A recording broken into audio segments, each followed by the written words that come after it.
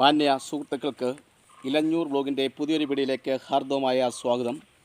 പ്രിയമുള്ളവരെ, ഇന്ന് നമ്മൾ വളരെ പ്രധാനപ്പെട്ട ഒരു കാര്യമാണ് ചർച്ച ചെയ്യുന്നത്. നമ്മുടെ കേരളത്തിൽ ധാരാളമായി കൃഷി ചെയ്യുന്ന, അതായത് ലോക കമ്പോളങ്ങളിൽ ഏറ്റവും കൂടുതൽ വില കിട്ടുന്ന കറുത്ത പൊന്ന് അല്ലെങ്കിൽ ബ്ലാക്ക് പെപ്പർ, കുരുമുളക് എന്ന പേരിലൊക്കെ അറിയപ്പെടുന്ന നാണ്യവിള നമുക്കെല്ലാവർക്കും സുപരിചിതമാണ്. എന്നാൽ ഇതിലൂടെ ഈ കുരുമുളക് കഴിക്കുന്നതിലൂടെ നമുക്ക് ലഭിക്കുന്ന ആരോഗ്യ ഗുണങ്ങളെ പറ്റിയും എന്നാൽ ആർക്കൊക്കെ ഇത് ഒഴിവാക്കണം എന്നതിനെ പറ്റിയുമാണ് ഇന്ന് നമ്മുടെ പ്രിയപ്പെട്ട സുഹൃത്തുക്കളുമായി ചർച്ച ചെയ്യുന്നത്. നമ്മുടെ അടുക്കളയിൽ ഏറ്റവും പ്രിയപ്പെട്ട ഒരു സുഗന്ധവ്യഞ്ജനമാണ് കുരുമുളക് എന്നെല്ലാവർക്കും അറിയാം.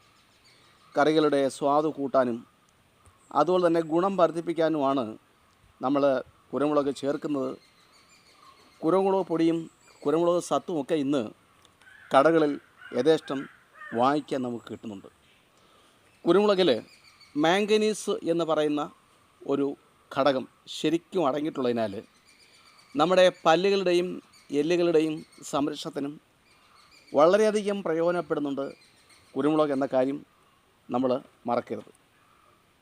നമ്മുടെ നാട്ടിൽ അനുദിനം വർദ്ധിച്ചു വരുന്ന ഒരു രോഗമാണല്ലോ ക്യാൻസർ.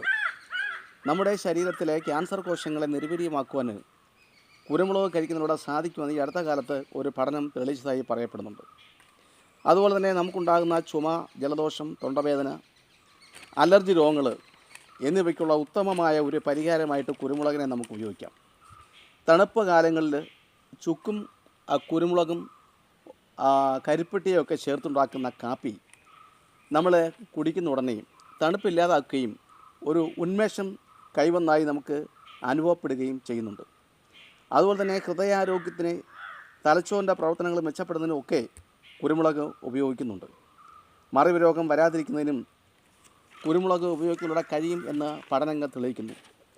സന്ധിവേദന, കൈകാലുകൾക്കുണ്ടാകുന്ന തരിപ്പ്, നീര് എന്നിവ ശമിപ്പിക്കുന്നതിന് കുരുമുളകിന് കഴിയും എന്നും പറയപ്പെടുന്നുണ്ട്. കുരുമുളകിൻ്റെ ഇല അരിഞ്ഞിട്ട് തിളപ്പിച്ച വെള്ളം ചെറു ചൂടോടെ കുളിക്കുകയാണെങ്കിൽ ശരീരവേദനയും സന്ധിവേദനയൊക്കെ മാറുന്നതായിട്ട് അനുഭവസ്ഥർ വ്യക്തമാക്കുന്നുണ്ട്. നമ്മുടെ ശരീരത്തിലുണ്ടാകുന്ന കുരുക്കൾ ഉണങ്ങുന്നതിന് കുരുമുളക് ചെടിയുടെ ഇല അരച്ചെടുത്ത് കുഴമ്പ് രൂപത്തിലാക്കിയ കുരുക്കളിൽ പുരട്ടാമെങ്കിൽ കുരുക്കൾ ഇല്ലാതാകുന്നതായിട്ട്, അതായത് ഉണങ്ങുന്നതായിട്ട് കണ്ടുവരുന്നുണ്ട്. കുരുമുളക് ഉഷ്ണവീര്യമുള്ളതിനാൽ ചൂടുള്ള കാലാവസ്ഥയിൽ നമ്മൾ ഒഴിവാക്കുന്നതാണ് ഏറ്റവും നല്ലതെന്ന് നാം ഓർത്തിരിക്കേണ്ടതുണ്ട്. അതുപോലെ തന്നെ ഏതെങ്കിലും രോഗങ്ങൾക്ക് ആൻറ്റിബയോട്ടിക് ഗുളികകൾ കഴിച്ചുകൊണ്ടിരിക്കുന്നവർ കുരുമുളക് ഒഴിവാക്കേണ്ടതാണ്. അതുപോലെ തന്നെ ഗർഭിണികളും മുലയൂട്ടുന്ന അമ്മമാരും കുരുമുളകിൻ്റെ ഉപയോഗം കുറയ്ക്കേണ്ടതാണ്. അതുപോലെ എണ്ണയിൽ നേരിട്ട് വറുത്തെടുക്കുന്ന ഭക്ഷണ പദാർത്ഥങ്ങൾക്ക് കുരുമുളക് ഒഴിവാക്കുന്നതാണ് നല്ലത്.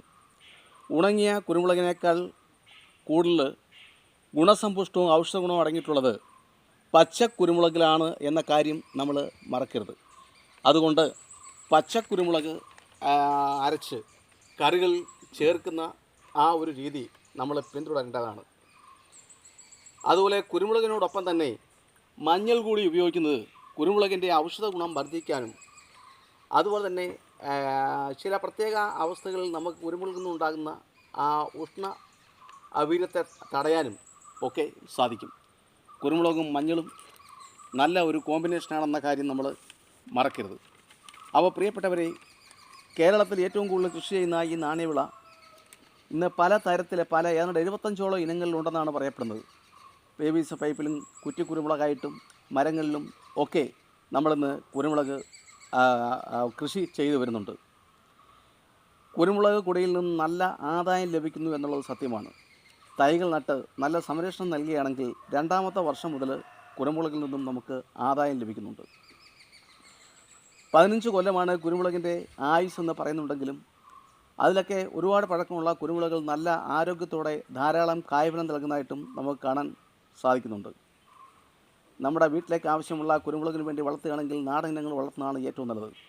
നാടൻ ഇനങ്ങൾക്ക് രോഗപ്രതിരോധ ശേഷി കൂടിയിരിക്കും, അതുപോലെ തന്നെ ഔഷധ ഗുണവും കൂടിയിരിക്കും. എന്നാൽ കൃഷിയാക്കിയിട്ട് വിൽക്കുന്നതിന് വേണ്ടിയിട്ടാണ് വളർത്തുന്നതെങ്കിൽ സങ്കര ഇനങ്ങളാണ് വളർത്തേണ്ടത്.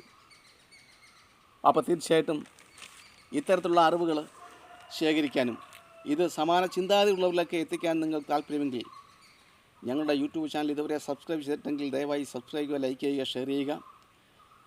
നാളിതുവരെ എൻ്റെ വീഡിയോയ്ക്ക് പൂർണ്ണമായ പിന്തുണയും സഹായ സഹകരണവും നൽകിയ, പ്രത്യേകിച്ചും വീഡിയോ ഇടുമ്പോൾ തന്നെ കാണുകയും വേണ്ട പ്രോത്സാഹനവും നൽകിക്കൊണ്ടിരിക്കുന്ന എല്ലാ അഭ്യുതകാംക്ഷികൾക്കും മാന്യ സുഹൃത്തുക്കൾക്കും ഹൃദയത്തിൻ്റെ ഭാഷയിൽ ആത്മാർത്ഥ സ്വരത്തിൽ ഞാൻ നന്ദി അറിയിക്കുന്നു. എല്ലാവർക്കും ഒരിക്കൽ കൂടി നന്ദി, നമസ്കാരം.